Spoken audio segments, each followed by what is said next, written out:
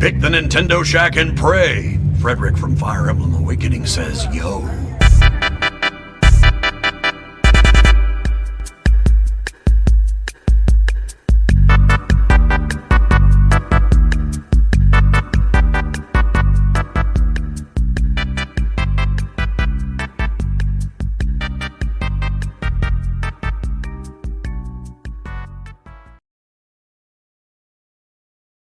Greetings, Valvidians, and welcome back to this week's Steam Shack, part of the Play Some Video Games Podcast Network, where we talk all about Steam Deck and Steam stuff and PC games.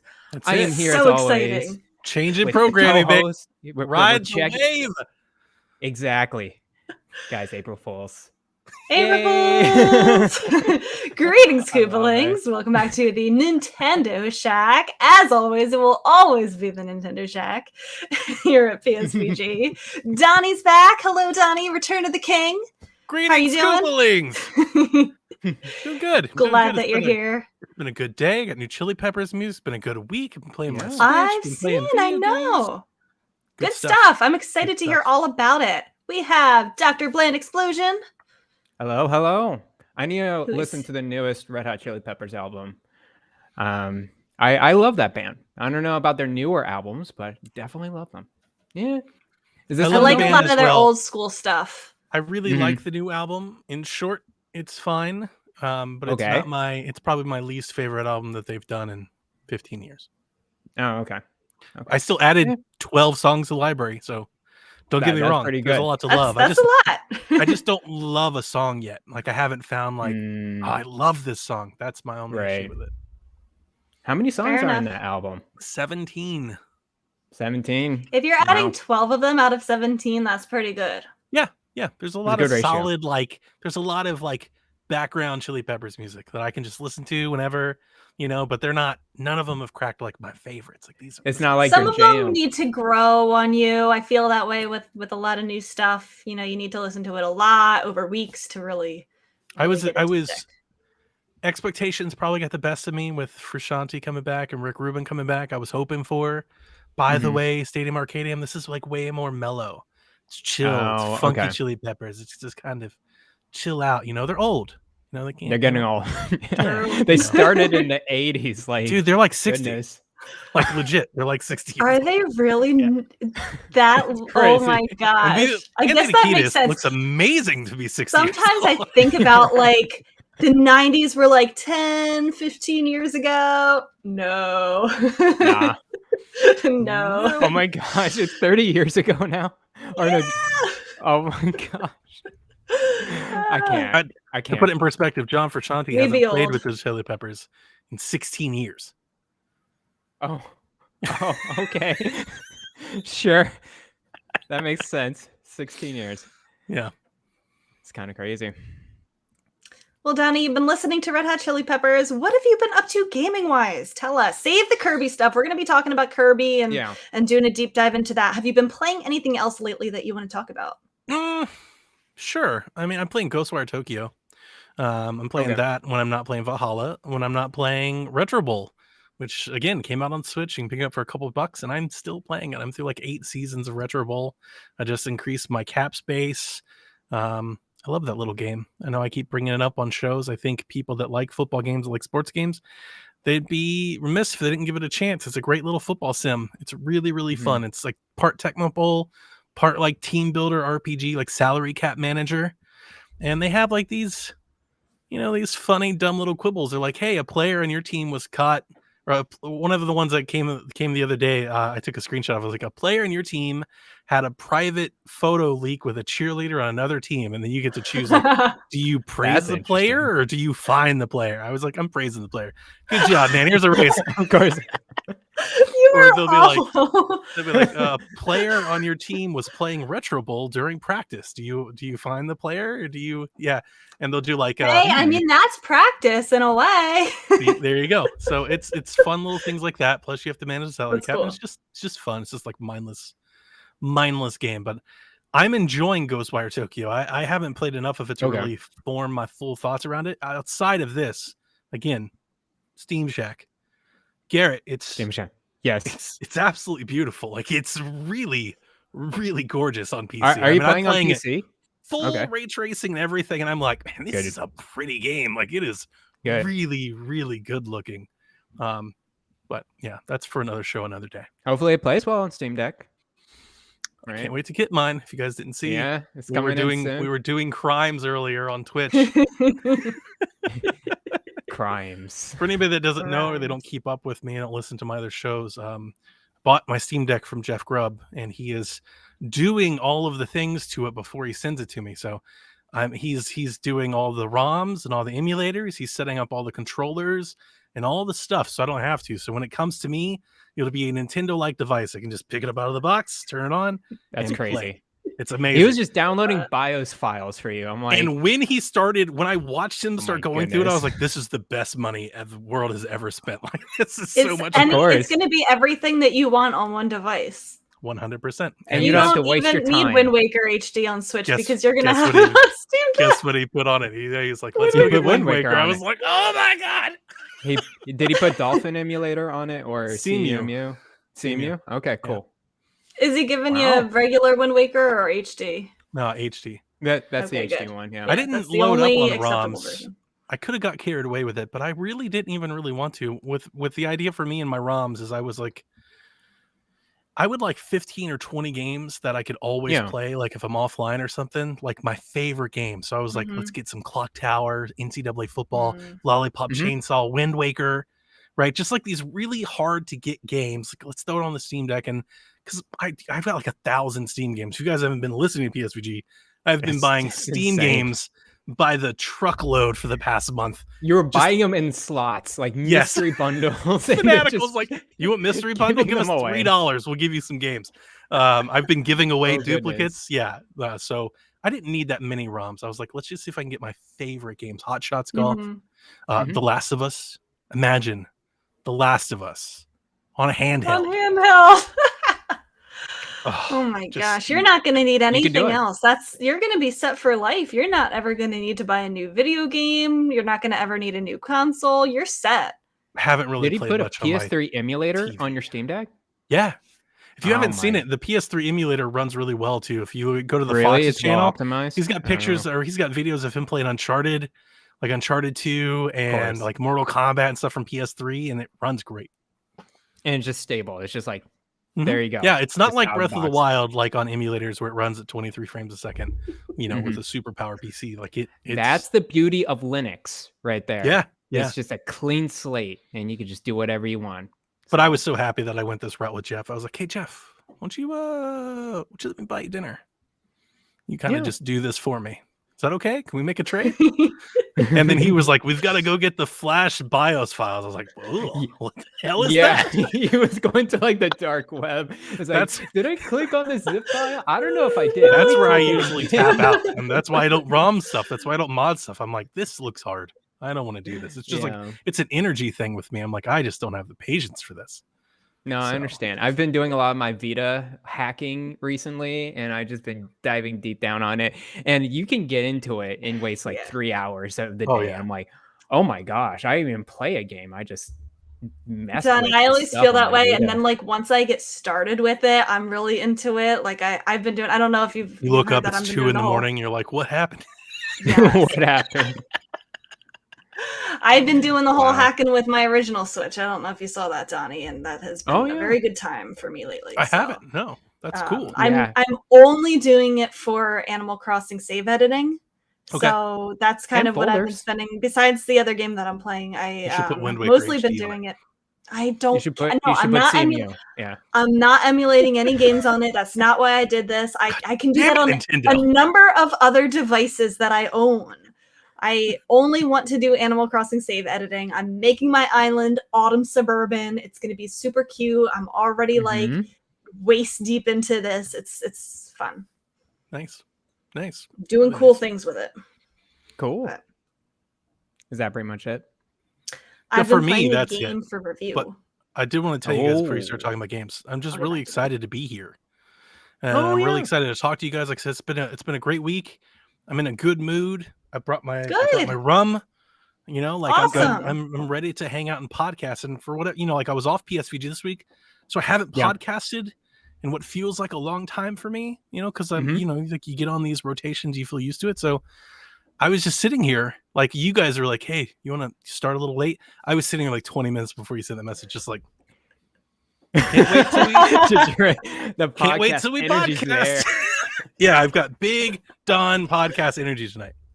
That's awesome. I love to hear it. Awesome. Well, a game for review. The game for review. So yes, I've been very like waist deep into the Animal Crossing hacking. I talked about that last week.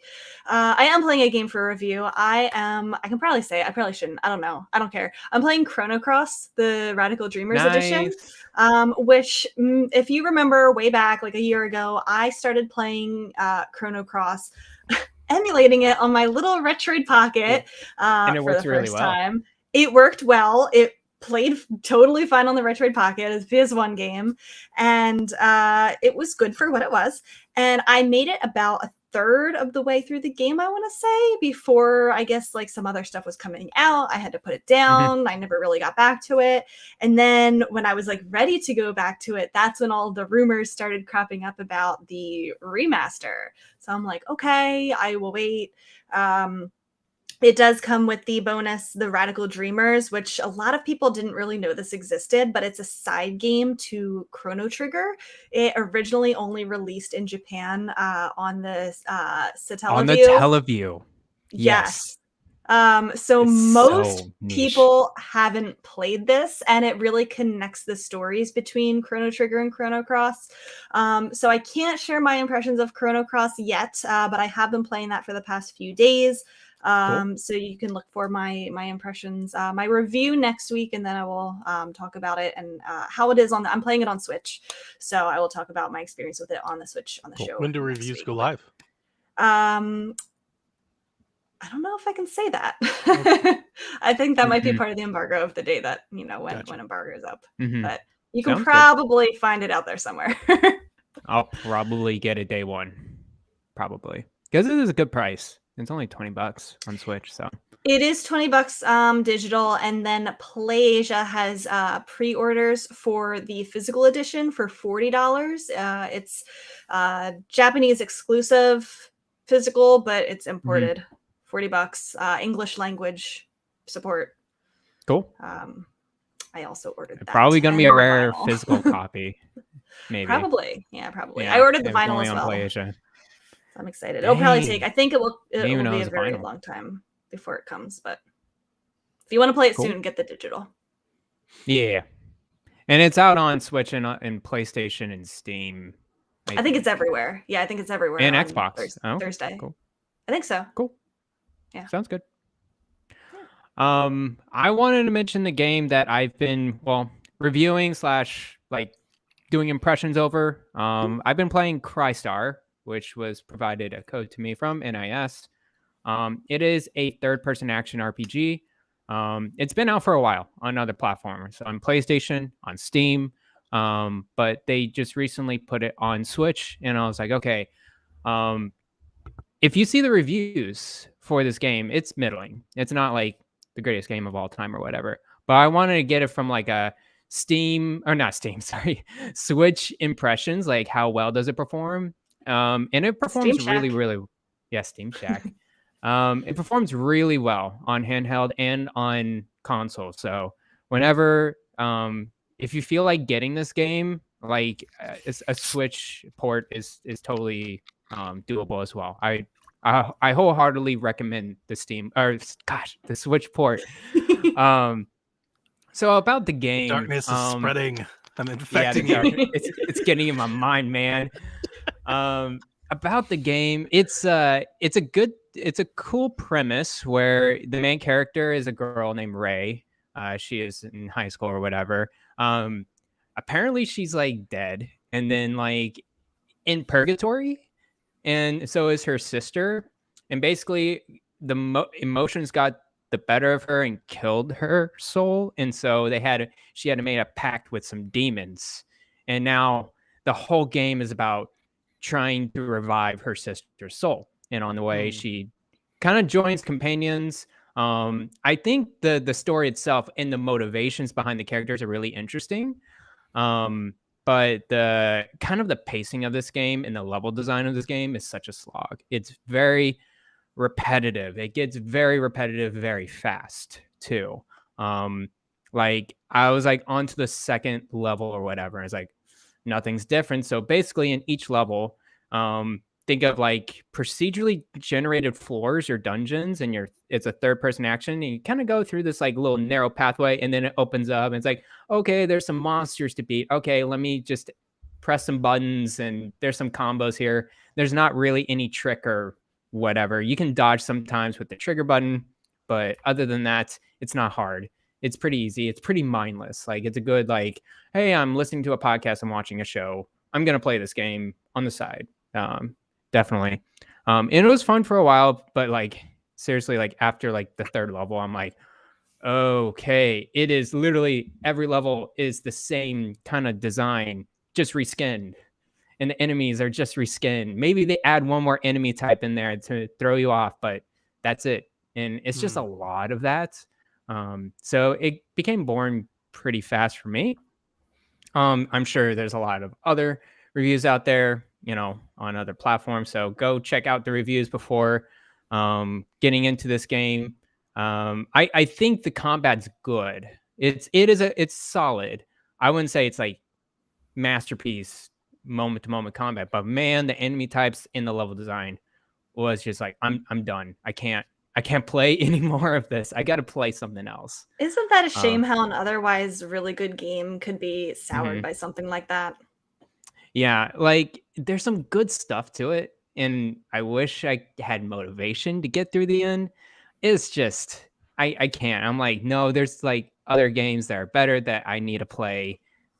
I'm wasting my time playing this game. That's what I'm thinking in my head.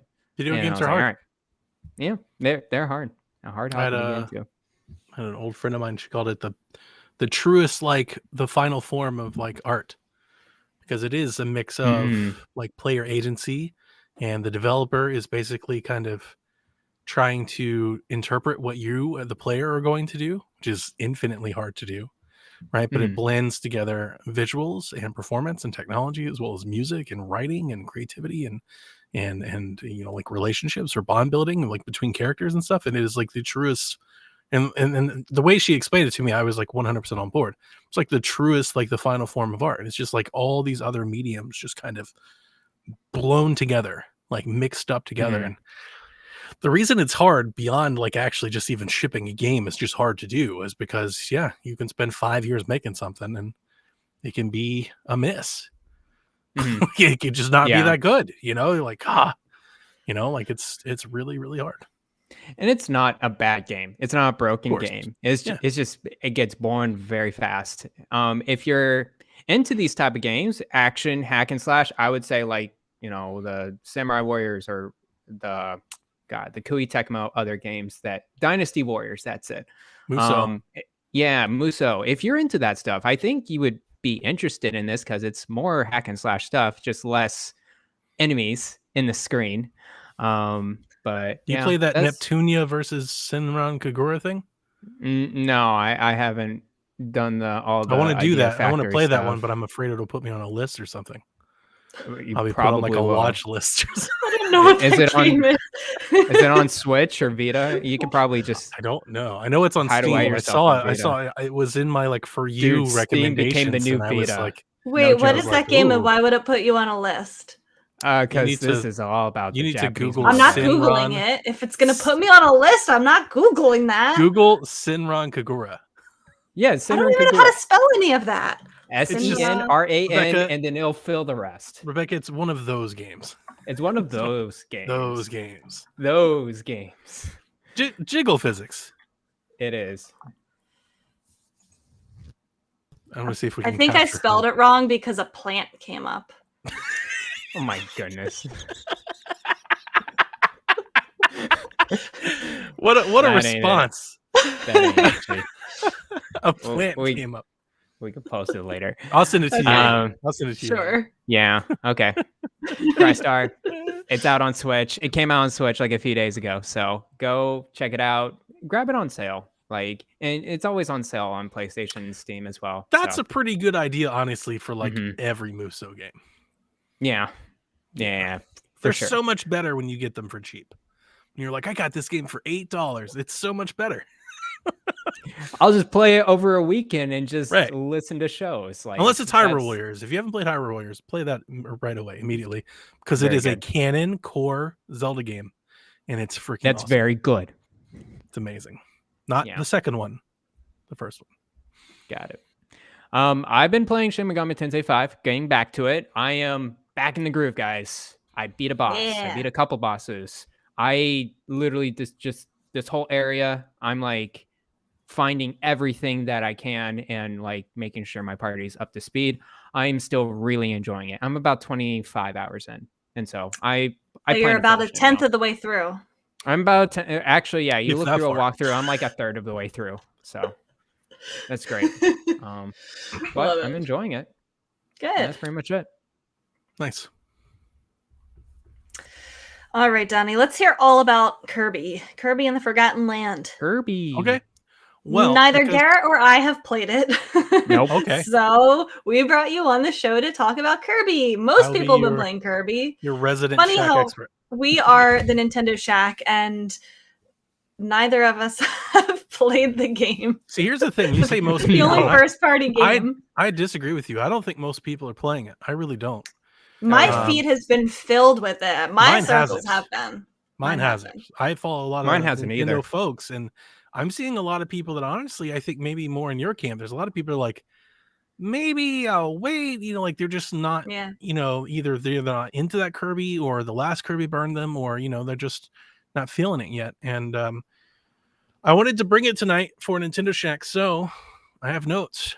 You have notes? Do you guys have any questions before I just start talking?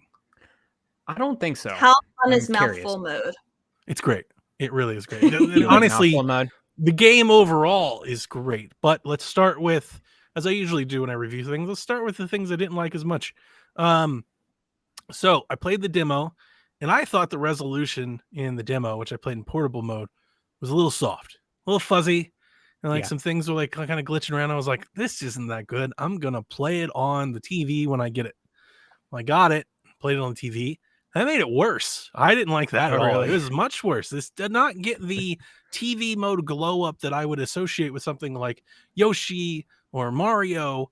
It's not that good in TV. Like when you blow it up to the TV mode, you get those glitchy effects that are in the distance, in the draw distance. Where basically like all the characters move at half speed. You Arceus Yeah, they fans go should like be very this. used I was to gonna this. say Yar's Yeah. Legends Arceus. Look, it's Where not you a see deal Braviary breaker. flying like Yeah, it's not a deal breaker, but it is just kind of like a wart on something that's so good. It's just like, why? Why couldn't you make this work, guys?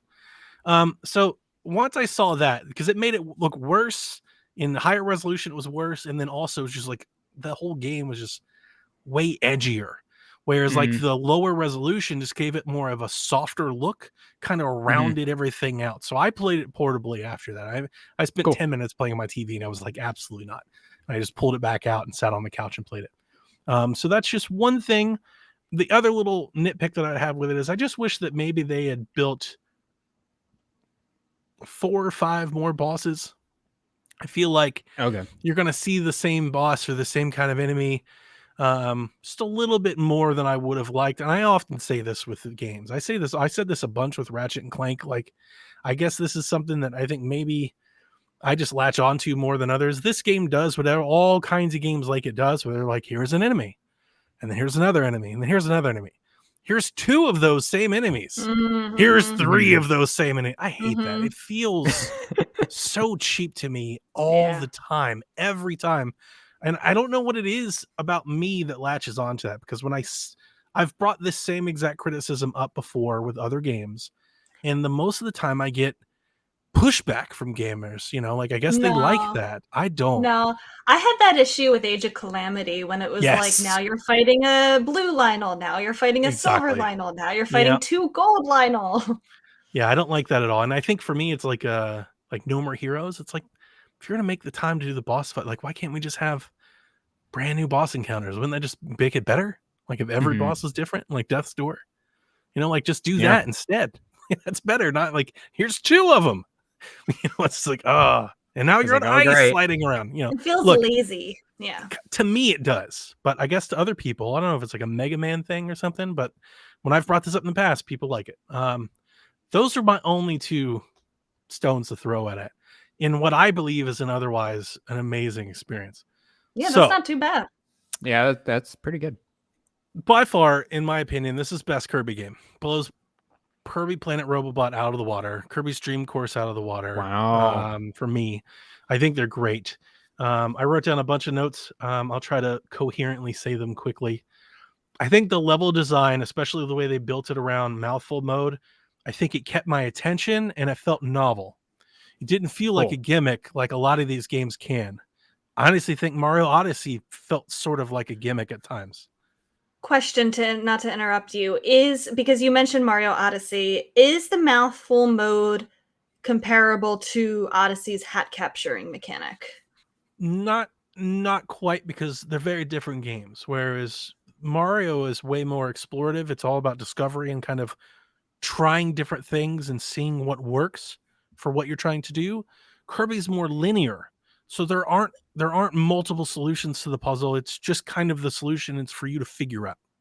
So I don't think they're comparable in the same way, although at like face value, yeah, they're very similar. Kirby, swallows something, Mario throws his hat on it. But Kirby's are way more linear. They're scripted.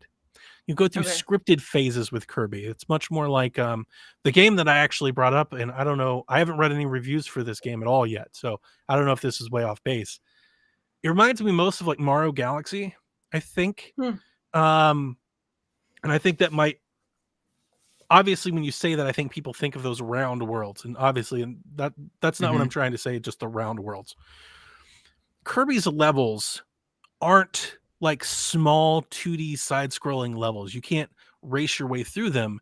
They're really like fully fleshed out, and they have multiple pieces that are kind of connected via like these warp points. So you'll go through like part 1 of a level, and then Kirby will hit this point where he warps to like part 2 of the level, and then he'll go to and you'll hit part 3 of the level, and then you'll actually finish the level. And if you're not warping, then you're going through like multiple paths, like multiple hallways or multiple floors. To me, that's like Mario Galaxy type of design. Yeah, right? Because you do your little planet, and then you go to another planet and another planet and another planet, and then that would be the level.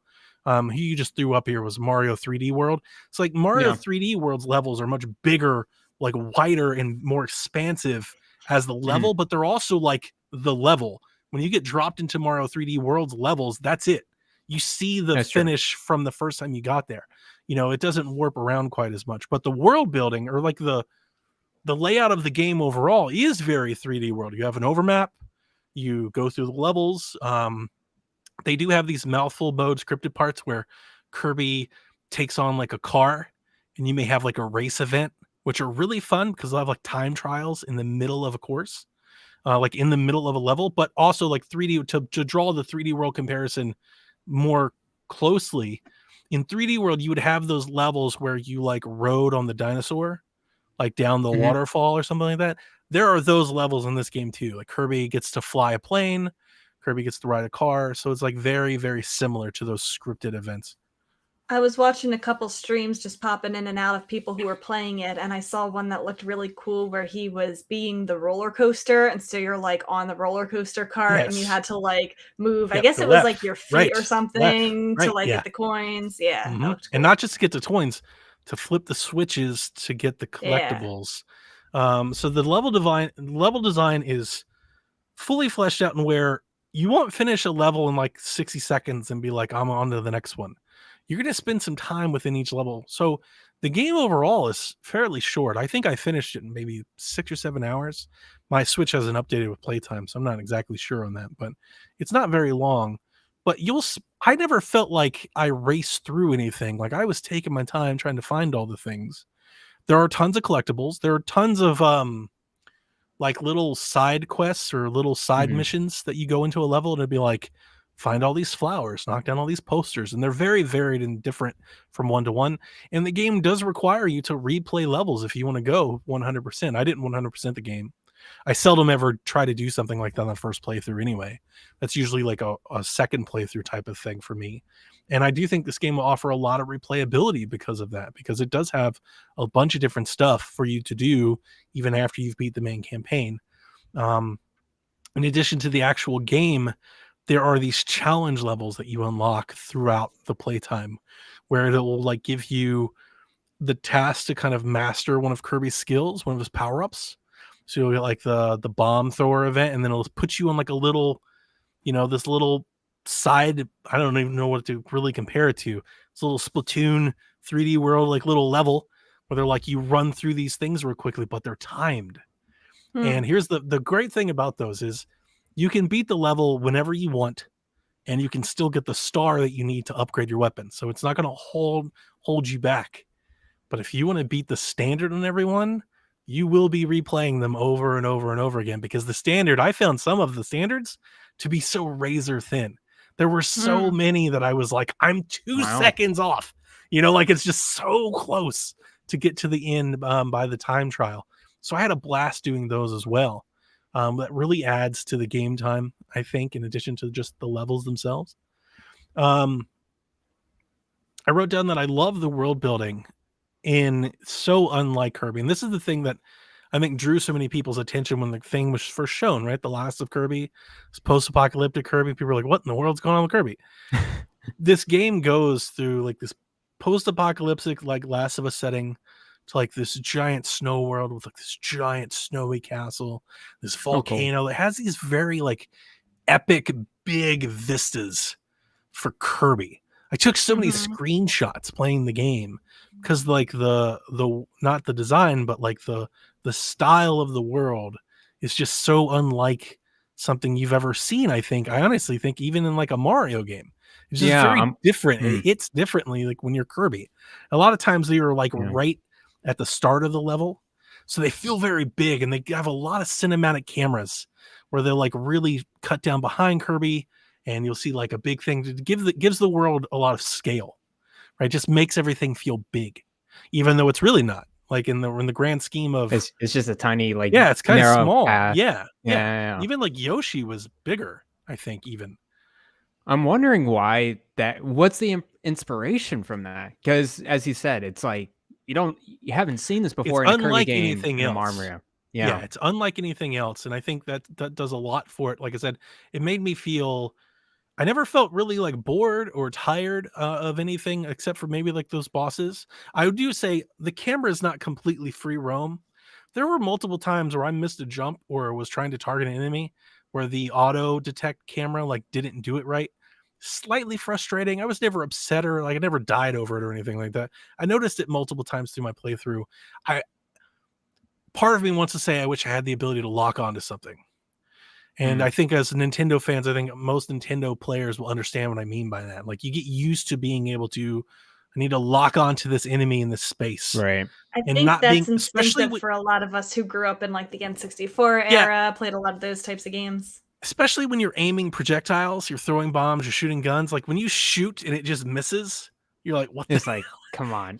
That happened to me more than a handful of times. I'll say that. I don't want to overstate it, but a handful of times. A handful is enough to make you remember it, right? So, let's see here. Tick, tick, tick, tick, tick.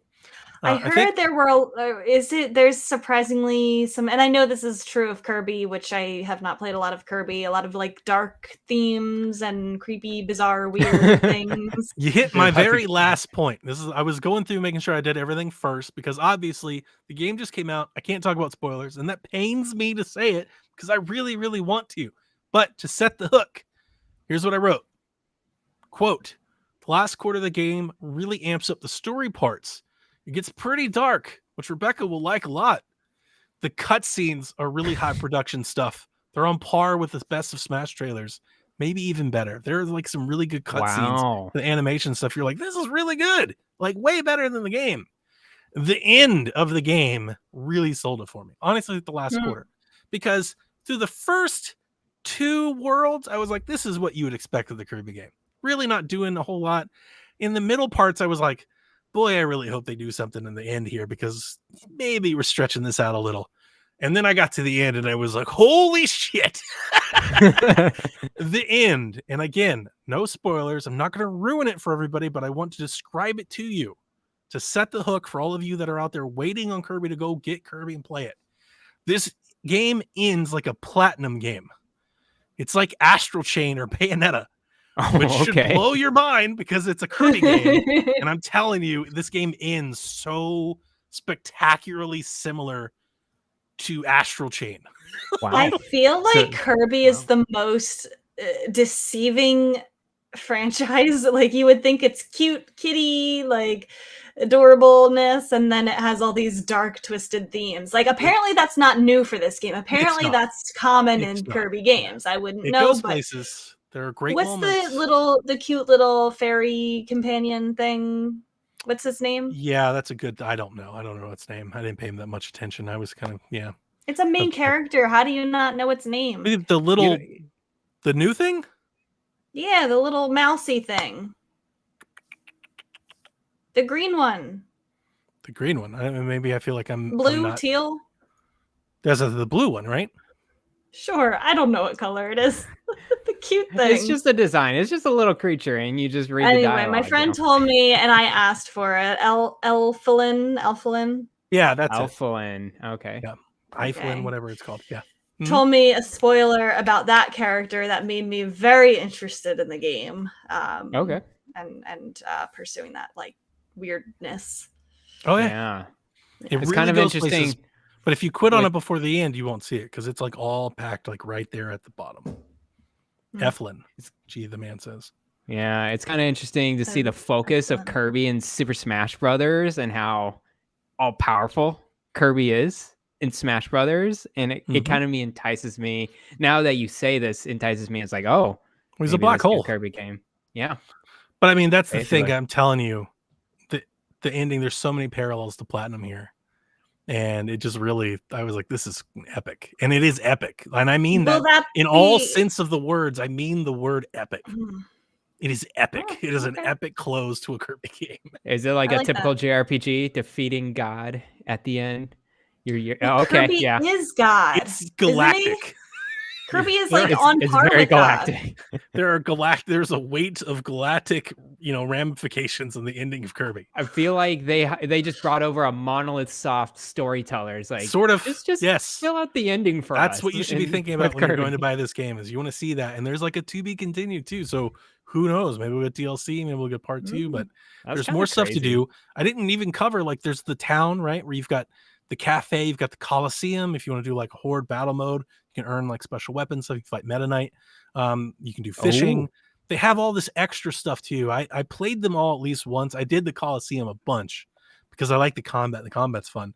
I didn't do the cafe a whole lot. I just played it once just to play it and see it. And I did do the fishing game for like 10 minutes, and then I bounced on that too. But there's a lot of replayability here, especially if you want to 100%. You want to get all the things, all the secret codes, get all the stars, get all the challenges, get all the weapons, power them all up.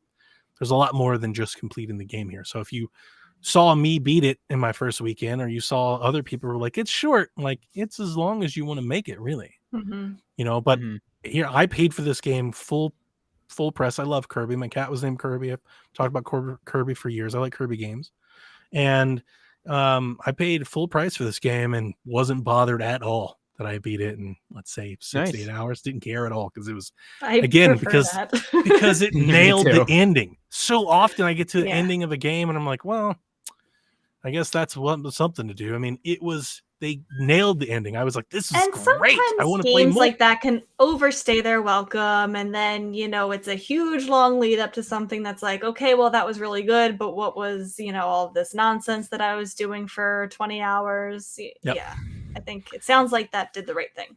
The last thing that I wrote, it's not Luigi's Mansion 3. It's not Splatoon. It's not Odyssey. But I do think it's better than Kirby Allies, ARMS, Yoshi, Captain Toad, and Mario Maker 2. So do with that how you will. Kind of sits in that middle thing. I'd rather you play this than like a Mario Party game, so I think it's better than those. Sounds good. Is it better than Luigi's Mansion 3? No. Luigi's Mansion 3 is so good. Yeah, that's the thing. It's so good. It's not that good. It's not that good. For And its it fault, looks it great. holds it back. Luigi's Mansion 3, still to me, top 5 Switch game. Top 3 Switch game. Maybe like second best Switch game. Like Wow. it's really, I love Maybe Luigi's it's the Mansion best. 3. And it's like one of those things where as time goes on, I don't feel softer on that stance. You know, like when I beat Fire Emblem 3 Houses, I probably would have told you the Fire Emblem 3 Houses was like top 5 Switch game. You ask me now, I'm like, 12, top 10 15, maybe? yeah. Yeah. You know, like Luigi's Mansion in my mind is still like right there. I'm like, all you people that haven't played it, you're comically underestimating how great that game is. It's a very good game. Very good. Well, that entices me a little bit more to look at this Kirby game. I just don't think I still pay full price for it, but that's just me. I've seen that a how I am. lot. I feel like there's a lot of people, and I can't fault anybody for that, especially. Yeah. You know, we've talked about it when this game was announced, and we talked about it here, and I've talked about it on PSVG. Kirby is, you know, a C-tier franchise, I think, for a lot of people, and Kirby has had a lot of rough outings, especially on 3DS. Kirby had a bad track record. Yeah. Kirby Battle Royale, Kirby 3-match game, Kirby this game, Kirby that game, Kirby RPG. Kirby. It was like every mini game got a Kirby spinoff. And It's I think very that big in Japan. I think that hurts people in their like willingness to just buy in and be there on day one for a game like that. Mm-hmm. But this is the one. This is the one that you should be there. And you should have been there for Planet Robobot. But if you weren't there for that one, you should have been here for this one because this one's really, really good. And I know you said it's only 6 to 8 hours if you don't spend a ton of time with it, but I guess see myself maybe buying it and then not getting to that really good part at the end because I like get bored of the platforming. I get bored of the mechanics. I so badly yearn to watch you play the end of this game. I swear to you. Here's the thing. Maybe I'm better off watching all the cutscenes and the ending on somebody's stream or on YouTube. I don't want that to happen. Let me send you my copy of the game. You just send it back. No, it's not. It's not the buying it. I will go buy it. It's the playing the platform for that many hours. You'll be through it in no time. Wait a minute. It's What 6 were to you 8 playing hours. yesterday when I was in your super short. stream? What were you playing yesterday when I was in your stream? I wasn't. You already streaming beat those. yesterday. The last stream. Zelda 2? You were playing some Zelda 2 or something. Zelda like you were 2. playing Well, those yeah, games for 5 hours. It's Play a the Zelda Kirby game, and I have to beat all of the Zelda games. Oh, Oh Play it, no. Rebecca. I'm telling you. Also, Zelda 2 was fun. I beat it, and it was a good time. There is a spoiler that I'm dying to tell you because I want to see your reaction. Just DM it to me. Just DM it But to I me. don't- I because I wanna already see your know some reaction. things, but I already know some things about it. About King I'm not Dedede? gonna get so sad about finding the out spoiler Kirby about spoilers. King Dedede? Okay. Spoilers off because I eventually would like to play this game. No, I don't know about King DDD, but like I'm not gonna be heartbroken about finding out a Kirby spoiler. I don't like these people that are encouraging this path forward for Rebecca. Listen, guys, just because Rebecca says it doesn't mean you have to like it. Like she's not gonna like you more if you agree with her. Like, okay, stop this. Like she needs to play the game. It's a great game. You need to play it. You're of all of us, you're the streamer of us. We need you to play it. Okay, I mean I will play it. I'll add it to the Eventually. list. What if Add it to your unending backlog. Can we do one of That's those? it. Like, do you have challenges? Like, can I give 100 Can you bits or do something to another force you to play? playthrough where you get to the part that I should start playing at and then send me your save file and then I'll start playing it from that point on? Oh my god! No, I'm not gonna do that. This is 6 hours. Exactly. You act like I'm asking you this 60-hour commitment. It's no time. You'll love it. It's a cute game. Okay. Fine. There is like this horror themed like carnival level that's really cool, man. It's like all neon. It's got mirrors and ghosts and stuff. I was like, this is great. Okay. I have thoroughly enjoyed myself. If you don't want to play I'll it, do it. I can't force you to, I'll but do it. I'll do it. really How long enjoyed is it. Chrono Cross? I'm curious. Jesus, Who it's cares? Too long. It's way too, Too long. Probably like, I don't know, 5 times at least more than Kirby. Yeah. Yeah. I gotta play But that this weekend. Yeah. It's just for me, $60 is like a little too rich for my blood right now. Like I gotta just wait a little bit. Maybe man, 40. Maybe. I think this game might be 30 on Black Friday. So like if you want to wait, Yeah. but It's really good. I liked it. Summer. It feels like a summer game to me. I'm telling you, that platinum ending still in my mind. I'm like, that was freaking awesome. Summer. If I'm not playing it by July 1st, yell at me. Kirby evolved to Bayonetta. That's okay. You hear that, everybody? July 1st. That's the next crossover. Bayo crossover Kirby game. Kirby Bayo crossover. It's a buddy cop game with Bayonetta and Kirby hunting down demons and ghosts. The perfect opportunity for us to introduce our Kirby Warriors idea. That's a good point. Oh, that's good. No, we've already had really Kirby Warriors. It's not like the traditional Muso game, but isn't there a Kirby Warriors game? There's like 19 Kirby battle games on the 3DS, right. And it's like free to play or like $5 or something like that. So, no, you need something good. Something from Koei Kirby Tecmo. Warriors cool. is a spin-off game for Nintendo Switch. Yeah, I wasn't crazy. Up. Oh, really? Yeah, I remember I played it. Yeah. That's why in my mind I'm like, that's the thing. I know that's on the thing. Switch. Yeah. Wow. I just remember that during one of my parody videos, I made a Kirby Battle Royale, not even realizing that was a real game. Yep. Kirby Battle Royale. Oh, okay. Mm-hmm. Oh, jeez. But it's not. Yeah, the Kirby Warriors isn't a Muso game. It's just the title. Okay. There's a game called Kirby Warriors. That's fair. Anything else you want to say about Kirby before we move on? I wish everybody would play it. Support Kirby. I hope Elias plays it and supports a franchise that will at least get sequels. That'll actually get sequels. Yeah. People will buy this one. Yeah, people. I do like Kirby. I wish that I was more into the Kirby games because I do really like Kirby as a character. I really like other Kirby media besides the games. Same. I feel like that's kind of odd for me because usually it's the opposite where I'm into the game but not the other media. But I'm very into other Kirby media. I just got the Kirby manga for my birthday. Oh, cool. From a community member. Nice. I have a Kirby plush. I love Kirby. Kirby figures, Kirby little. I'm more into the Kirby character than I am the games too, for whatever it's worth. I've always said that Kirby games are hit and miss. They're hard. You got to waft through some stuff to find the good ones, but the good ones are really good. Yeah. So nice on you, Elias. Well, in other Nintendo news, the sequel to Breath of the Wild has been delayed to spring 2023. It's official. April Fools. No April Fools. It's official now. The good news is that we got 2 whole seconds of brand new footage in the delay trailer. No joke. And people have picked apart this 2 seconds and analyzed it and have done deep dives and 20-minute videos of this 2 whole seconds of video. What was the people you were telling me about? The Xenons or whatever the last time the we Zonai. had? The Zonai. Zonai theories and everything. Yep, those are popping up again.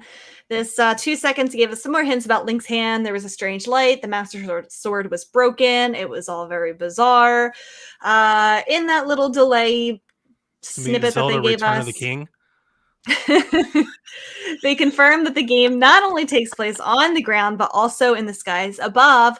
But wait, there's more. They said that the expanded world goes beyond that, and there will be even wider variety of features to enjoy, including new encounters, new gameplay elements, stuff that I was I was kind of assuming that there would be those anyway. Obviously, they're not just delaying this to add more things and cooler things. The big theory is, could this be launching alongside new hardware next year? I think it's probably the leading theory at this point in time. Mm-hmm. People are very, very much suggesting a repeat of March 17, where it releases in that March window with either a hardware revision, Switch 2, Switch Pro, whatever you have it. We can talk about that.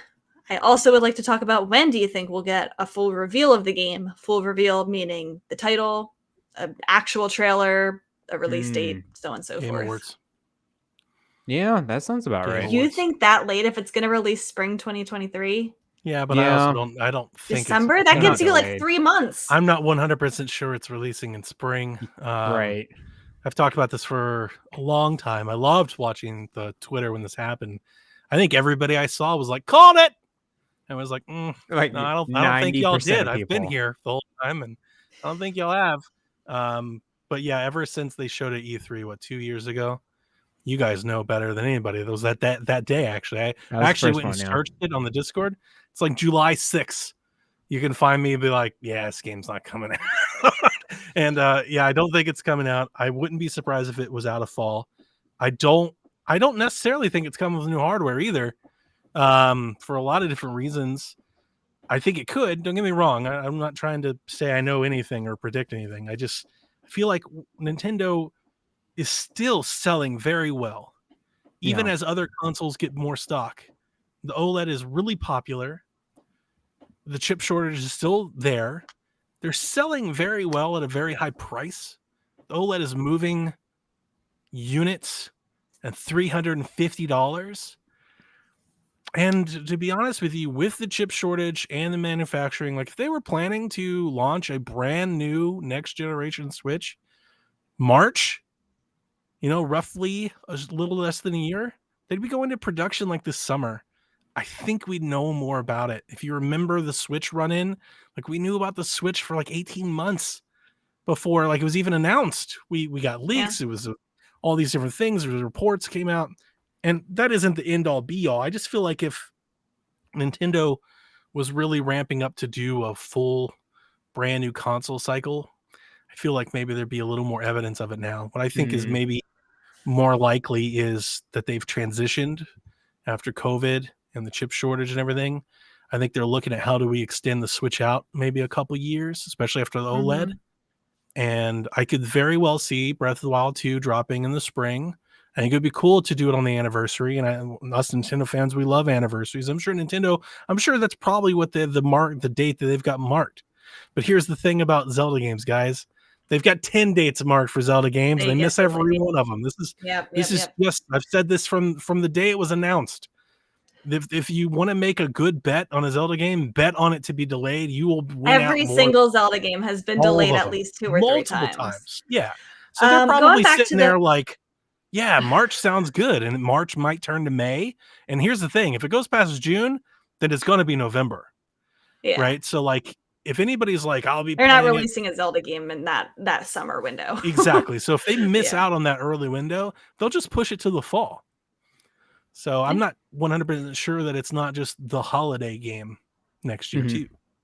Going back to the hardware piece of it, I think you have to remember this game was announced in 2019? It was announced in 2019 that they were starting development with this. I wouldn't be surprised if when this was announced that they had been planning to release this alongside new hardware. Nobody could have predicted the pandemic. Nobody could have predicted this chip shortage. Now that you're saying this, that there's the chip shortages, the Switch is selling really well. They couldn't have known this at the time when Breath of the Wild 2 was released. So I feel like while that might have initially been the plan and maybe still is, depending on what the next 6-9 months look like.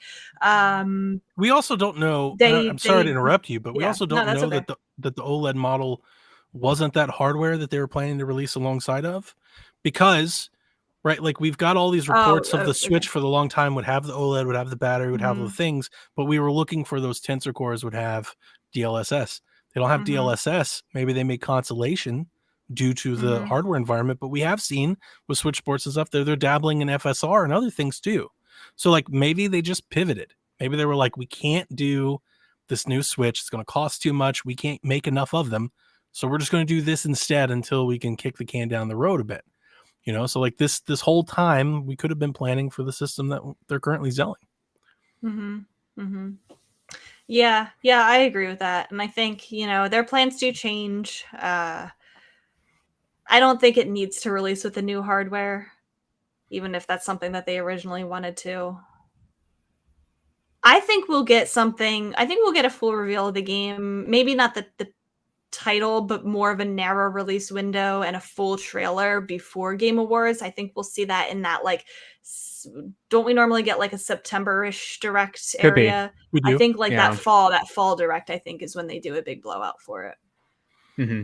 Maybe not title. I feel like they save the title maybe for Game Awards, because I think I don't know. I keep saying Game Awards, but the past 3 years, they have not done anything noteworthy at the Game Awards. So I feel like they're not really putting their eggs in that basket anymore. They could. Good point. but The I don't the know. new hardware stuff, I know a lot of people are believing that. It's just like, as Donnie said, I totally agree with you. It's just that Nintendo's successful. They don't need a Zelda to move new hardware in new units. But I think they have an idea of the next hardware, and it's not. You can say it's a truly next gen console. I don't think it's gonna be a jump as from Wii U to Switch. I think it's gonna Yeah. be really tethering on that Switch hybrid model still. It's just gonna be beefier. I think it's And going to that's be what like a PS4 Pro. It's going to be like a yeah, Switch. I mean, we call it the Switch Pro for exactly. a reason. I think it's going to be a Switch Pro. I know that the I don't want to go too far down the tech side. I don't want to just Rochambeau this. You guys heard enough of that on me when I was a regular host here. But the hot term has been 4K. We're not going to get 4K gaming out of a tablet screen with any great performance levels for very long. Like, it's just not going to happen. The Steam Deck is like obvious of that and everything. I think what you're hoping for is 1080-60. Like a good solid 1080-60, 6 hours of battery life with DLS would be great. And then maybe give you the option to upscale to like 4K, but you're going to take a performance hit if you do. Are you saying docked or handheld? Yeah, docked. Like, even if it's like Docked, checkerboarded yeah. and upscaled, like you're going to take a hit to even do that. So I'm not expecting it. It's not going to rival current consoles. Yeah, for sure. We just need something a little bit better though. Yeah, it's just going to be a little bit better. Mm-hmm. Yeah. I think but, that yeah. Go ahead, Garrett. Well, I could see it being totally delayed. It's weird having it announced like this just this past week. It's a totally random thing. I think it was definitely reactionary of what they were thinking about targeting. Is like, guys, we gotta delay it. We can't like set out a showcase at E3 time, so just put out this. That's 100%. They get way and out they in front wouldn't of want to any announce the delay expectations. at a direct. Yeah, exactly. Yeah, get way out in front of expectations. If you're not going to announce it in June, because that's what they're doing right now. Right now, they're preparing their Nintendo Direct for June. Like they're right now, they're working on all their games, their lineups, and they're getting clips in little sections, and they're thinking about, all right, here's what our Direct's going to be. And if Zelda's not going to be in there, when everybody's expecting Zelda to be in there, let's let them know the Zelda's not going to be in there right now. And then you have your 2-3 months for us to forget about it. We're not, we're not thinking about that. 100%. That way, when it happens and it's not there, we're not, where's Breath of the Wild? Yeah. Mm-hmm. Yep. It's just the Zelda cycle just repeating itself over and over again. Yeah. I tell this story a lot, but I was in 6th grade when Twilight Princess came out. And I distinctly remember there was that one trailer that they showed. I watched that trailer almost every single day. And I had printed out screenshots of that trailer from various points of it. And I taped it all to my wall with the release window on it. Like it was like spring 2005, whatever. And then it kept getting delayed. So it was like fall 2005. And I crossed it out and wrote fall 2005. And then they delayed it again. Spring 2006, had to cross off the other one. And that's just the Zelda cycle. It's been like that for as long as I can remember. I remember chasing the Zelda Wii U demo, which I was sure was like Twilight Princess 2. I was like, oh my God, guys, it looked amazing. I was chasing rumors for that for like 3 years. Yeah. And then they were like, here's Wind Waker again. I was like, they must just put that out. And then like, we're doing Breath of the Wild. I was like, so what happened to the other it was a tech demo. That's it. Yeah.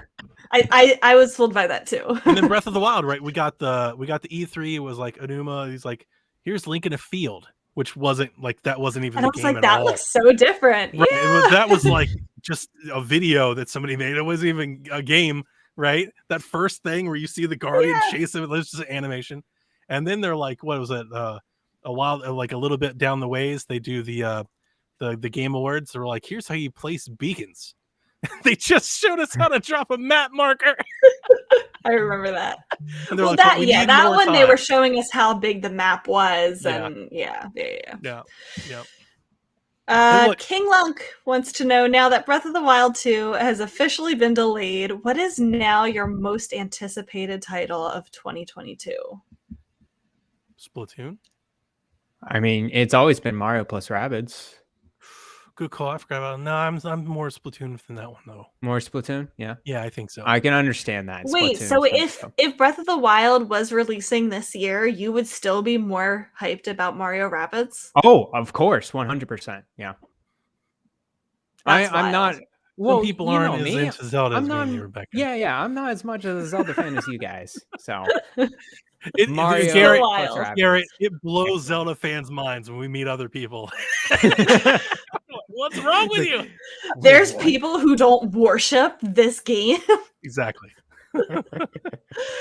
Yeah, I would say Splatoon as well. That was my my second most anticipated. I feel like I don't talk about Splatoon a lot, but when Splatoon 2 came out, like I lived and breathed Splatoon, and that will be the case when Splatoon 3 comes out. I will not shut up about anything else besides I wanted Splatoon. to talk to you about that tonight on the show because I've been Okay. I've been bringing this up to a few people now, and every time I do, I think I'm referencing you, like kind of in the back of my mind. Okay. Splatoon 3. Last time I talked to you guys, I asked you, I think it was the last time, it was one of the last times we talked. I was like, so when's that game coming out? And I think you both told me it was like June. You're like, June, July. And I was like, sure, it's not like August or September. And I wanted to ask you guys just temperature check if you guys are still feeling that way. Not because I don't think it is. It's just if they're launching that game in June or like early July, I feel like they. So let me talk about that. And we actually have a question. Let me jump ahead to one of our questions that somebody wrote in. Andrew asked, when do you think we'll get Splatoon 3 news, or do you think it will get pushed back to the holiday? Very relevant for what you just asked, Donnie.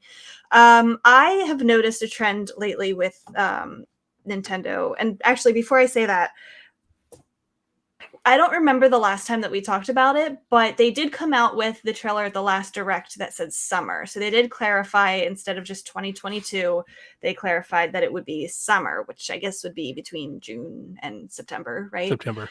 Mm-hmm. Somewhere in that range. I've noticed a trend with them that they really have been laser focusing in with marketing one game at a time before really moving into the marketing. And it's been that, kind of always, but really even more so. I feel like starting at the end of last year, they really focused in on Metroid Dread and went all out with Metroid Dread. I also don't think they've been publishing as many things. They haven't had the quantity to juggle as much in the last couple of years. Yeah, they haven't been. And so maybe that's why they're really owning in on like one game at a time. They really went all out for Pokemon Legends Arceus. Like that was all of their marketing. They really didn't talk about anything else. Now they're really, focusing in on Kirby. You don't see them talking about a whole lot other else. Now that Kirby's, gone away, I see them starting to tune into this Switch Sports. So we got that big overview trailer that we're going to talk about for Switch Sports. That seems to be what their big marketing is right now. Switch Sports comes out the end of this month. I feel like once that comes out, that's when we're going to start getting Splatoon stuff. Because after Switch Sports, we don't have anything else first party for Nintendo. Well, it's supposed to be Advance Wars, but it's been moved. It was supposed to be. Right. But that's question mark in the future. So once we have Switch Sports behind us and there's no more AAA Nintendo games, first party Nintendo games that have release dates, that's, I think, Splatoon 3 is the next one. But as the chat points out, we've got Strikers and Fire Emblem already dated for June. I forgot about Strikers. And what? Strikers Fire Emblem Warriors. Yeah. Fire Emblem Warriors, I feel like will not get like a huge spotlight on because I feel like that's not like Nintendo. That's like one of their kind of second parties, right? And it's it's kind of like the Marvel game that they had. But honestly, I think you're making the point because when I've brought this up to other people, maybe Strikers is the next big one, and then we'll probably get a release date somewhere in there for Splatoon. Then like the big focus will be on Splatoon after Strikers. When I've brought this up to other people, I think the most common reaction I get is, well, they're just waiting until launch and then they're going to go with a big blitz. And I've for some reason, it's always kind of thrown me off because I feel like Splatoon usually gets a lot of lead time. They'll do demos, they'll do test fires. It does. Like you're going to hear about it for a while before the game comes out. This isn't going to be like here's our June Direct and here's Splatoon and it's out in 3 weeks. Like, I don't think that's going to happen. We're going to hear about Splatoon for a while. So if we don't hear about Splatoon soon, then I'm thinking like September maybe. I would No, say if totally we don't hear believable. something by mid-May, I would start getting nervous about summer. Yeah. And that's kind of, and honestly, the reason I brought it up and the reason I want to bring it up again, because the last time we talked, I feel like I've always been kind of in that mindset, basically since we kind of got like the lineup, that I was always like, Splatoon's going to be, but to be honest with you, I thought we were going to get Rabbids already. I thought Rabbids was spring and Splatoon would be like fall. I thought Rabbids would be out, or Lord knows dated. what I know, but yeah, and Oh my goodness! But in my mind, I swear to you, Rabbids was dated at one point. Like I March thought or it April was too. at some point, I like on I an never saw a date for on an that. eShop somewhere, and then it got cleared off, and then it has just been Maybe it was a indefinitely- retail placeholder. Yeah, I never something saw like a date that. for it. Oh, something yeah, like that. probably. But not that it really But- matters, because I don't think it's going to slip out of the year. I don't mean to bring this up for any sort of like worrying at all. I'm not worried about Splatoon at all. I'm very, very excited about Splatoon. But Splatoon is one of those games where when it drops, it's going to be like everybody that you own a Switch is going to be playing Splatoon. Like it's going to be Animal Crossing. It's going to be Kart. It's going to be like that weekend. That's why, yeah. I hope that it doesn't release too late into the summer because that's when I have off from work and I want to invest many, many, many hours into this. That makes sense. Well, I think for Nintendo's case, yeah. steer it clear of Pokemon, keep it away from Bayonetta, Yeah. keep it away from games because it's going to Yeah. suck up. It's going to create a vacuum. It's gonna. So It's like gonna be give bad. give it space. July, give early Splatoon August. some time. Yeah, that'd be great. Like if it basically was maybe last week of July, and that was the Yeah. only game they released until like mid-September, that'd be fantastic. Yeah. I would like that. So Splatoon, Rabbids for our most anticipated right now. Yeah. I need to Yep. be sold more. I mean, I love these new Pokemon starters. I don't know if you guys caught PSVG, but these new Pokemon starters, this duck has captured my heart. But Pokemon has hurt me before, so I'm going into it like, trepidatiously. I'm just a little timid. I'm like, come on, Pokemon, be the Pokemon for me. But this duck is amazing. But Pokemon, I'm in on Pokemon. I'm in on Rabbids. I'm in on Switch Sports. I'm in on Advance Wars. So hopefully, I'm hoping it drops this year. When they delayed it, I said I wouldn't be so sure it doesn't come out this year at all. It's Me and like Garrett next talked year about for it. how we're not so sure that game will ever release. That would be seriously unfortunate for me. I would really It's going to hate be see a that. long lost piece of software that may never see the light of day. I have a pre-order. Get your money back. I do get Fire Emblem Warriors too, so I'm living it up on Switch land. It's just exclusives, but right now there's plenty of enough exclusives to keep me happy. I feel like I'm playing it like every month. So Good. Good. Additionally, Ghosties99 wants to know, with Breath of the Wild moving to a 2023 release date, do you think Nintendo will release an older Zelda game as a remaster or a remake in 2022? or a Metroid Prime remake. Well, I think this question's asking about Zelda specifically. I would hope so. If they've got those ports, as has been reported, in their back pocket, that's the reason they have the port is for this very moment. Now, do they pull that card now, or do they wait and see if Breath of the Wild 2 is actually going to hit that spring? Because honestly, the smart, responsible time to pull that card is next spring. The nice time to pull that card is when you get that Zelda moment at the Game Awards, at the September Direct, and they're like, you see Enuma, and they date the title, and they give it a name, and because you know what's going to come with, and I hate to say this to people because I know they don't want to hear it. It's going to come with Enuma and be like, guys, we wanted to have it ready, but we need more time. Boom, Wind Waker, like that's the time to do it. So I don't think there's a hole in this calendar. I don't think so either. The logic in this question is Breath of the Wild was supposed to be there, so now we have to fill the hole. But it's like, if you look at it, it's like Breath of the Wild really wasn't supposed to be there. They've got Pokemon, they've got Bayonetta, they've got Rabbids, they've got Splatoon. It's filled. The calendar's pretty full. Like, they're good. So they don't need a Zelda port, really. I think if you're asking me, like, if it doesn't get announced, is it never coming? I'm not believing that at all. I think they hold it. And if Breath of the Wild is missing spring, that's exactly where you put it in, and you announce it in like, January. It's like that port window. Yeah. I feel like for the last 4 years we've gotten a Wii U port in January. It's happened like every year. That's exactly like when you drop them. This would be the first year with no Zelda content in a very long time. I remember them saying that they wanted some kind of Zelda title on Every the year. Switch every single year. Yeah, and then they could, if they just wanted to double down on it, they very well could drop both of them for sure. Maybe they could drop one remake during the holiday season. I know it, And then do I another mean, one. Yeah, do another one later. Like, I'm sure I don't know, it's not competing with other Nintendo games during that time because Pokemon's Pokemon. Like, people will get it, and like they're set. people will just buy the Zelda this remake fall. too. Pokemon is sold. Yeah. And if they don't, like, the other question is, are you assuming there's nothing else currently planned?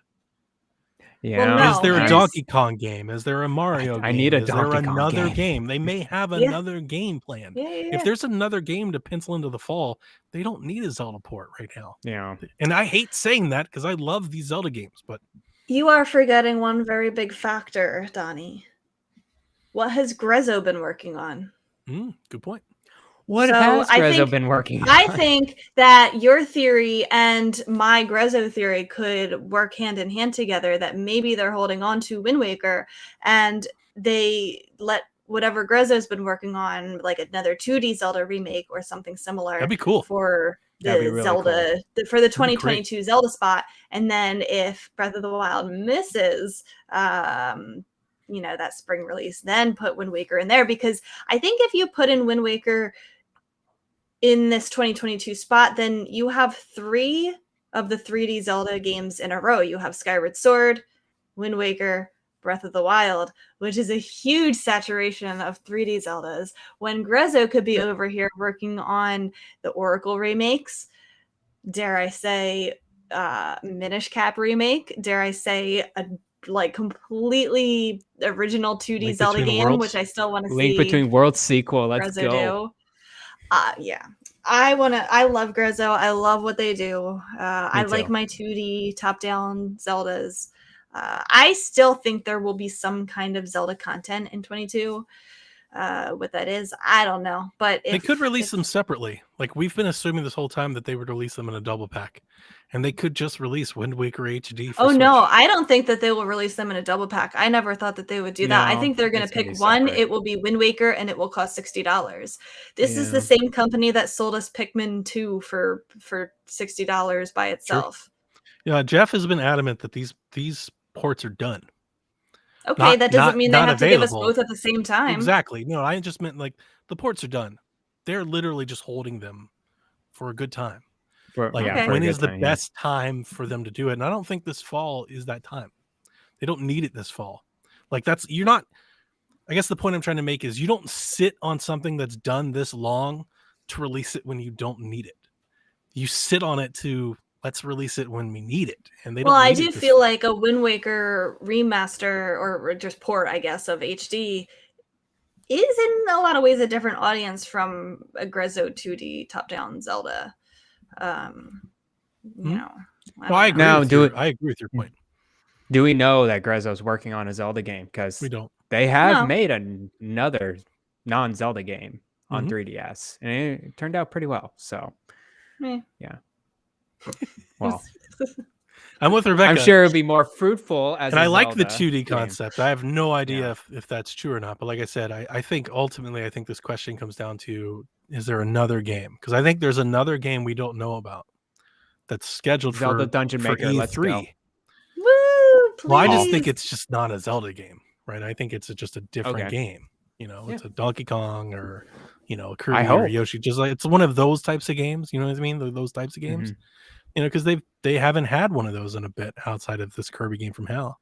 And I think there's probably another one of those somewhere in the pipeline. And who knows if that's scheduled for this fall. Yep.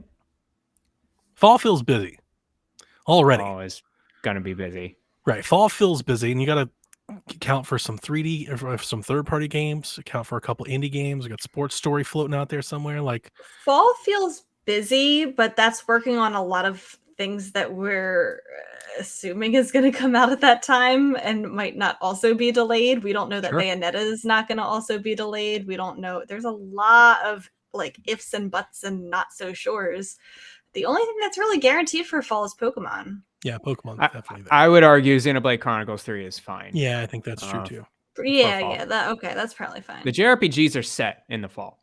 So, and I think Bayonetta after so long, I don't think they would announce if it was in jeopardy, to be honest. But you're right. I hope that doesn't get delayed.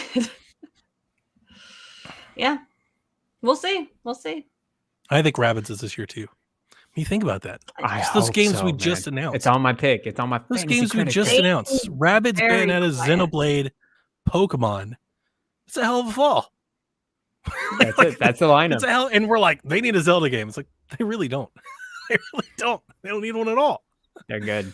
It'd be great if they did. Always do. I'm all for releasing Wind Waker as much as possible, but if I was running Nintendo, you already have it on your Steam Deck though. So right, but if I was running Nintendo, would I do it with the calendar that I have?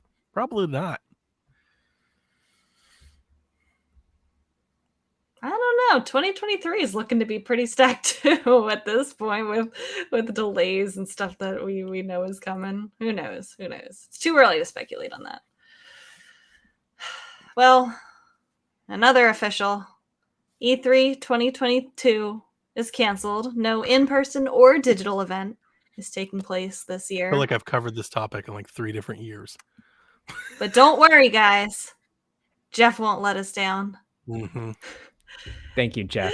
Jeff 18,000 live streams. Still putting on. He confirmed in about 25 seconds after E3 was canceled that the Summer Game Fest will be returning this June. So can the ESA just hire Jeff? I think him run Jeff doesn't want to be. Oh well, I mean, Jeff used to be like really just into give it E3. to him. Like if you can't beat him, join him. I think he's fine on his own. Honestly, he's doing good with his event. I'm not He's Nintendo. in control. I'm not. My one hope is that the Summer Game Fest feels like E3, but does not last the entirety of the summer. Put it in 1 or 2 weeks, please. Not happening. Don't saturate it like you did last year. I can't do this. I know. I can't do it. I can't do the whole summer string. I can't do that again, guys, Donnie. Tune out tomorrow at 1:00 in the afternoon as we hang out with Bandai and Namco and 1:05 p.m. Central Eastern European time. We've got a game to show you from Platinum Games and Way Forward. Bandai Namco demo somewhere. And there will be not a crumb of Nintendo in sight. We've got a JRPG we got a MOBA. and Madden. And we got Madden. happening over here, Jeff. It was a disaster last year, and you look. I mean disaster in honestly the most glowing of praise, because it's not.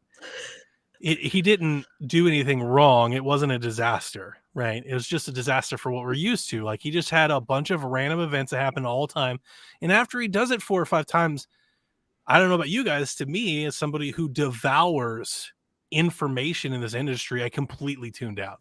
I was like, I just can't keep doing had to cover this. I had to cover all of the events. I had to show up and watch them and be there and pretend to care and absorb the information. And it was all over the place. And it was like, oh, wait, there's another event tomorrow. Oh, my gosh. But wait, it's Saturday. And it's and it was weird. The Tony Hawk thing it wasn't good. It's not how we wanted, and it's not how we want to consume that information. And it doesn't feel like community. Something that was special about E3 was the community building. We're all at the end of the day, we're watching advertisements. I've been saying this for years. I love E3, and I because hate it feels that like Christmas, and it's. Yes. I think the compactness of it was what made it not get old and we all took the week off. We all celebrated together. We all watched together. We all consumed together. It was Christmas is a great term. That's the term. It's like our Super Bowl, right? Like how football fans get with the Super Bowl. That was our E3. It was our Super Bowl. It's like we love this medium so much. Even if you didn't particularly like a said company, you probably still watch their showcase because it's what you were doing for E3. You were just enjoying the medium. And to spread that out over so many weeks, and the argument that I've always hated, I argued Colin Moriarty on PSVG years ago in the same argument. He's like, well, everybody just doesn't want to share the spotlight. Everybody wants their own time. This is the dumbest argument I've ever heard. They get their own time. When they get a time slot. When everybody is doing it in the same window, it makes the reverberation, right? Yeah. The ripple effect of E3 is so much stronger. Because you would get people like me to tune to the Xbox and I would never have watched the Devolver Digital on my own if that was not part of E3. You would have CNET or The Verge or like tech blogs or MSNBC. They'd be like, they were having a gaming expo this week. Let's talk about, here are the highlights from E3. There's a Mario game. Like, none of that happens when it's like Call of Duty is being showed this Wednesday and we've got direct 2 weeks from now, and next month we're gonna get something from, there's a new Muso game. Like, all of that just becomes, and all these bizarre showcases with names just becomes like gamer headlines that only gamers see. That's all it is. It's just IGN, and only the people that look at IGN sees it. But at E3 you reached beyond our walls. Then you got all these showcases that are like the Ultra Game Showcase Deluxe Showcase. The super indie games. I know that you guys will understand exactly what I mean by this, and probably everybody in our chat and everybody listening to the show. Because you got to remember, if you're listening to a Nintendo-specific podcast, you are among the hardcore gaming consumer. Even if you don't buy like it, if you are this in tune to information in the gaming market, you are among the hardcore gaming fan. We all have that friend or coworker or family member that knows that we're gamers, that come and ask us, hey, what was cool at E3 this year? Like, what happened? Like, tell me what happened this year, right? You lose all of that with this giant summer mess. So for me, to be honest with you, I hope that it all just goes away and we just turn the Game Awards into E3. Just push it all into that thing, or create a different event. But the Summer Games Mess thing that Keeley did, that it looks like he's going to do like again, 3 months. Yeah, that's not it. That's he not needs what to we refine it, because I think it does have potential. I think it does have the potential to turn into the E3 replacement, like the summer event. But it's going to be hard to find. Jeff is pitching it as like, let's give the publisher the agency to pick their time. Sure. And I think that's a little off with what E3 is, right? E3 is consolidated into a time slot. And I think that's why Jeff is getting popularity off of the publishers, is because, hey, you pick your time. Oh, we'll have an indie showcase kind of thing. Do you want to be in that? It will be on this weekend. And it's just, it's good for the publishers because it'll show when they're ready. Separate themselves from the other guys. Partner with Gamescom. You don't have to go to Gamescom to do it, but just partner your marketing, your streams, your content with Gamescom. Yeah. And do it like that. Yeah. You know, because Microsoft still supports Gamescom. A lot of other See, I think the issue with Jeff's thing is that he's going to miss the publishers, which the thing that I've always brought up for years when talking about the death of E3 is that the publishers still very much support and fund the ESA. And if the ESA ever comes back from the dead and want to do something, like, Nintendo's probably going to be there because they support the ESA. So does Microsoft. Like, basically everybody but Sony. Right. So, like, that's the thing is, I don't, like, Jeff can get Elden Ring, and Elden Ring was a great get for Jeff. Was Jeff going to get Nintendo? I would hope so. Like, it'd be great if he did. I just don't think so. I'm not rooting against him, but I don't think he is either. I think it's going to be more like, oh, you're doing a showcase. Can I advertise it on my summer? Didn't he do that last year with the Direct? Yeah, he was like, with like Ubisoft, Nintendo's Direct, Nintendo Direct, a part of Summer Game. Is like, they're not affiliated with you at all. Yeah. And it's like, why are you doing this? It's like, this isn't your thing. That's the thing. That's why it all starts to fall apart. Yeah. You know, it all just frays at the seams, and it's like, I want it to do well. I want it to be refined, and I want it to become the new E3. I don't want it to turn it into like the Game Awards thing where it's all like other advertisements on top of the advertisements. Like, there's the ads we want to see, and then there's the other junk. I think and you know the difference. You know what I mean by that. I do. Yeah. I don't think this is the death of E3 because I think E3 has already been dead. and I don't think it'll Yeah. come back. I think they'll try, and I just don't think it'll be very successful. I think there's momentum to these type of things, and when you take so much time off, it's just never quite the same when you go back together. They just really nailed it recently, especially with the online format. It just looks like they just didn't have a direction. They would have to with that. come back to the table really strong in like a new way, I think, to like re-energize, rejuvenate their participation, which I think has been waning for years. So I'm gonna miss it. Look, I hope it comes back, to be honest with you, but if it doesn't, I've said this from the very beginning, back when it was in vogue for everybody to hate E3.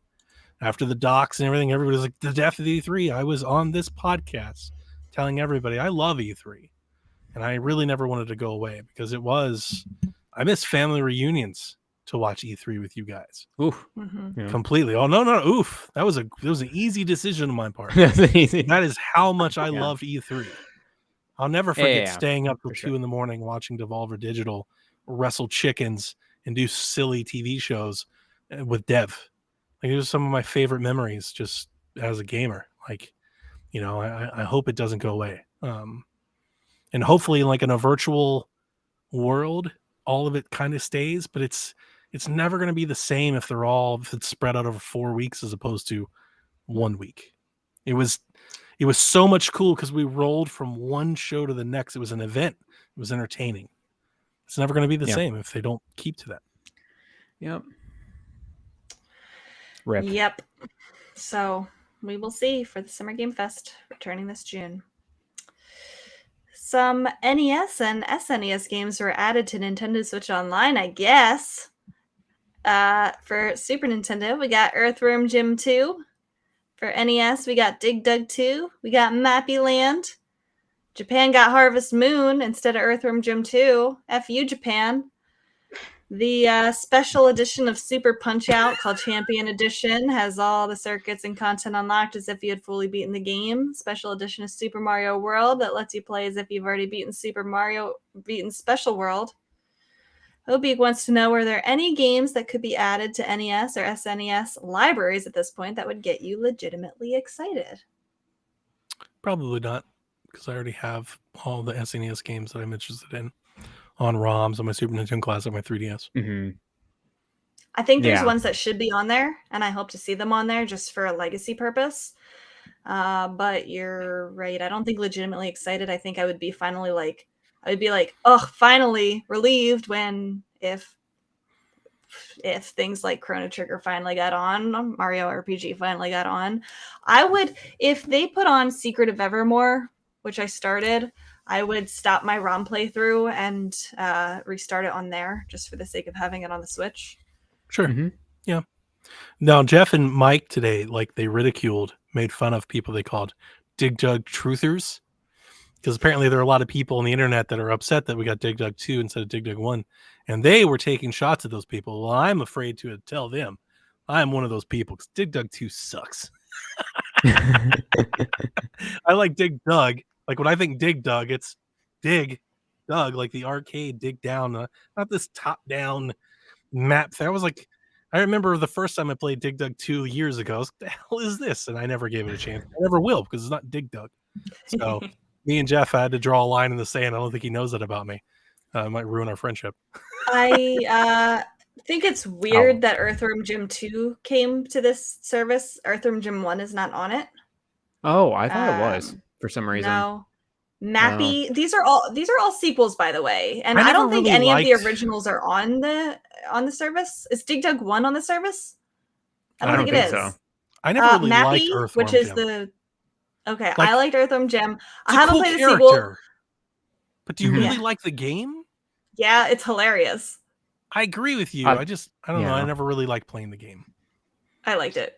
I like the first one. I have never played the second one. So when I do go to play the second one, I will play it on Switch Online. So I'm glad that it's an option. When I have the option to play it legitimately, I do and will.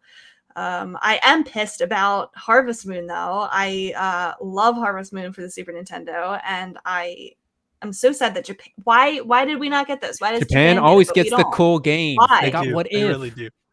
Like they got all the Fire Emblems. It's not even like it's an exclusive that needs to be translated. It's in English. We got this game in North America. What gives?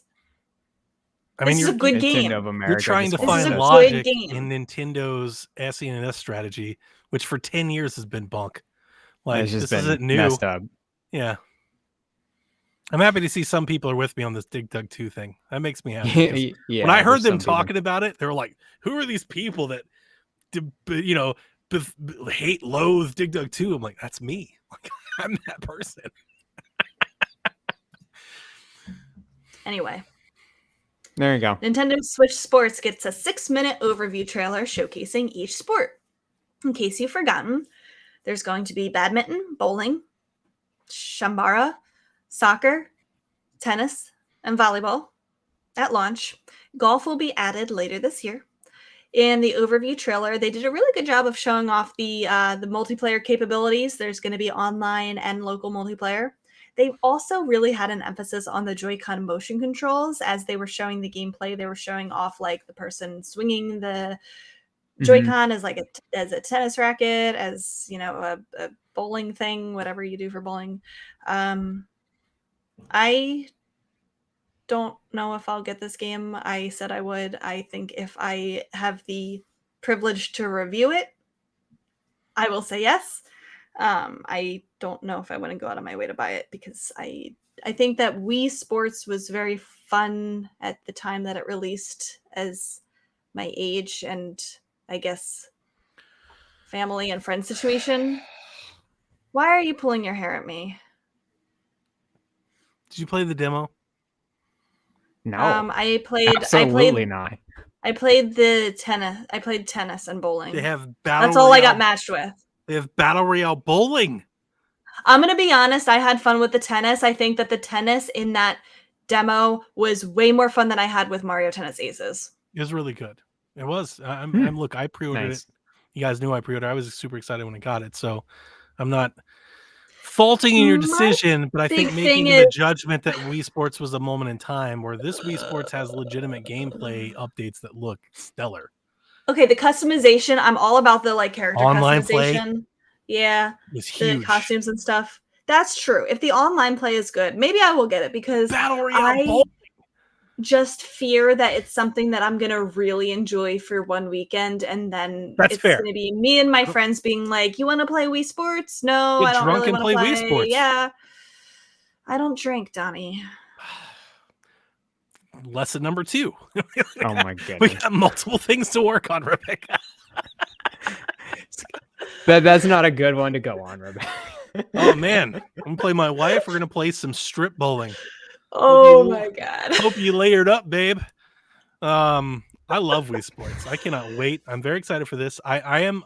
You know what? To share some hesitation, I'm a little worried that I'm being swindled, just like I was with Wii Sports U, where they're like, "Golf's coming," because I'm buying it 100% for golf. I'm like, I gotta have it for golf, yeah. and then I get golf, and I'm like, this sucks. Because on Wii U, yeah. it sucked. It was bad.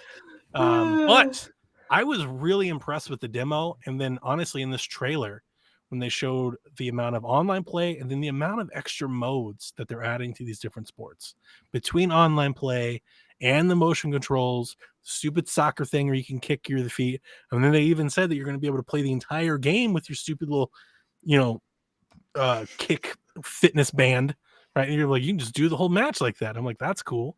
But I also have a family, and I 100% realize that I've got couch co-op that you guys don't, and I think that matters a lot for a game like this. It's a lot like Mario Party for that instance. Like, I still play Mario Party with my kids, not every day, but maybe every other week we sit down and play Mario Party together, and we have a lot of fun. That's cool. That's just something a lot of people don't have. So for me, Wii Sports will be evergreen, but I'm not lying. I wasn't lying when I said play like drunk. Me and my wife definitely love having drinks and getting stupid playing Wii Sports. It's a blast. I'm sure it's a really blast. fun. Yeah, It's fucking fun, man. I really liked baseball in Wii Sports. I hope that that's one of the ones that is added somewhere down the road because it was just ridiculous to hit Home Run like Derby. Grand Slam after Grand Slam. Yes. Home Run after Derby Grand was Slam. pretty good. Yeah, Good. Yeah. So I hope that is one that is added. I hope that it is not like Boxing. the other ones where I hope they actually do add some content. I think it's pretty dumb that and inexcusable that they don't have golf at launch. I think it's inexcusable that they don't have everything planned at launch, that they're doing this drip feed, but that's the way that they operate now. So I don't know. I'm hoping, well, at least they're not charging for clubs like they did for Wii U. So I'm a little happy with that. But I'm also hopeful, again, with the amount of things that they apparently are doing to mix it up, right? Every mode Yeah, seems that's to true. have like a new thing to it. I'm wondering, like, what is golf's new True. thing? You know, like everybody's got, like, they've got Battle Royale and all this online stuff. True. Like, maybe they've got some crazy golf mode, and that's the reason it's going to take a little bit, you know? I also think the Topgolf. price is right. Isn't it Right. $40? Is it $40 or 50 or something like that? I 40 don't or know. 50? Yeah, It's not 60. I think it's 50 physical, 40 digital. Oh, right, because you get the thing along Get with the it, band. right? I cashed in my rewards from the Steam Deck purchase and basically picked this up for like $7. So That's really nice. credit card rewards is like nothing. I was like, absolutely. And I remember I sent Devin the screenshot and I was like, thank you. No, you know what? It was the PC purchase. I bought the PC on my credit card and the rewards paid for Wii Sports. I was like, sweet. Nice. Sounds Free about game. right. Good deal. Garrett, you want to take the next one? Oh, sure. Yeah, I added this in here because I think it should have a spotlight. Indie Creates is a small indie studio in Japan. Announced their kind of their latest part of the Chronicles of Azure Striker Gunvolt 3, exclusively for the Switch. If you guys don't know what this is, it's like a 2D action-based platformer, kind of like it's kind of like Mega Man, but like quicker and flashier. I really enjoy the first two games. Yeah, me too.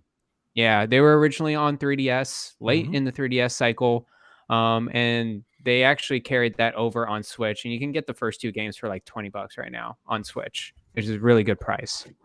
The Azure Striker Gunvolt 3 is releasing July 28th. This year, and yeah, that's pretty much it. I just wanted to shout this out because I know it was a big deal for them. I know there's a big franchise for them, especially for the Switch. And so yeah, there you go. That's what I want to mention. All right. Yep. We only have one other question of note for our chat questions this week, since I think we kind of covered everything else as we were going along. The Don Rob, who said that he's going to be listening to this podcast while driving to vacation with his family and wanted us to read his question, said, your co-hosts have committed a crime and the only means of punishment you have for them is to force them to play a video game. What game do you choose for each other and why? That's a good question. I'm making Rebecca play No More Heroes. Okay. Why? Remind me why I will hate that one. It's just gratuitous. It's very cheeky. 100% gratuitous. Lots of blood. You're chopping people's heads off. You're dismembering. Lots of women in skimpy clothes. It's just gratuitous in all the best ways possible. Can I make you play the worst golf game that you've ever played? Sure, that's better than a lot of other games. Like, I think you're giving me a favor with that one. Is that generous? No More Heroes is like, you think of like the worst, like grungy cigar area of like a rundown bar. That's No More Heroes. Wow, Donnie, I'm gonna give you Slay the Spire. It is. Oh gosh, see, that's worse. That's way worse. Roguelike. Oh yeah, strategy that's good. card RPG. All the good. great things that Donnie loves. Dude, Sean gave me a terrible golf game code on Xbox, and it was just awful. Played it for like 2 hours. Like, this is the worst. Can we make him play a golf game that is also part roguelite, part card game? Somehow. You know what? I'm down with that. You know, strategy card golf roguelike RPG. Yeah. Oh man. But it's not RPG like Golf Story. It's like, no wait, it's a lot of grinding mod. Basically, it's like you think you're gonna play Sports Story, Donnie, but then it's a rogue. Then it kicks the club out, and then you got cards like it's right Souls in front like of you. It's a card based Souls like. Exactly. Some darkness everywhere. Magic the Golf Gathering, says Clutch in chat. I do really hope we hear from Sports Story here soon. I know, it's been a while. That'd be really, Yeah. really good. Mm-hmm. What are we making Garrett play? Yeah, That's tough because Garrett likes a lot of games. Yeah. I'm diverse. Yeah. I don't think there's like a genre I can pinpoint on Garrett, and it's like he doesn't like these. Yeah, I'm trying to think too. Sports games, like in You general. can play a like Zelda game. Sure, I'll play a Zelda game. I've been planning to play Majora's Mask for like the past 2 weeks. Still haven't gotten. I mean, back I wouldn't to wish it. that upon any of my enemies. Of your enemies. Can we make him play like FIFA 2006? Oh, please stop! No. Not even like the newest one where it's like, probably good. Oh, it's a No. funny story of that one. For whatever reason, this F1 season has like a new title card, like like a new commercial animation where all the What's drivers F1? What is it's that? racing. It's racing. It's But the they- European one. They use the theme from the Madden game that was on Wii U. It's like Madden 2013, and it drives me nuts. Every time I watch it, there's like this old ass Madden theme. I'm like, guys, get new music. It kills me. It's killing me Oh no! every week. Yeah, so it's funny that you brought that up.